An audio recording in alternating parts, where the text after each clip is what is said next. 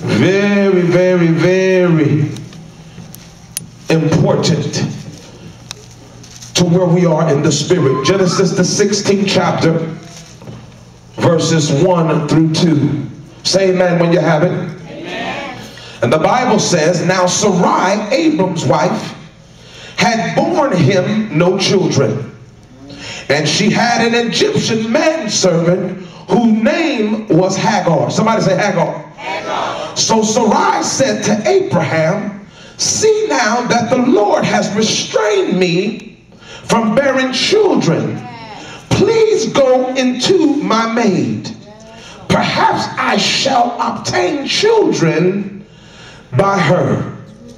And Abram heeded to the voice of Sarai.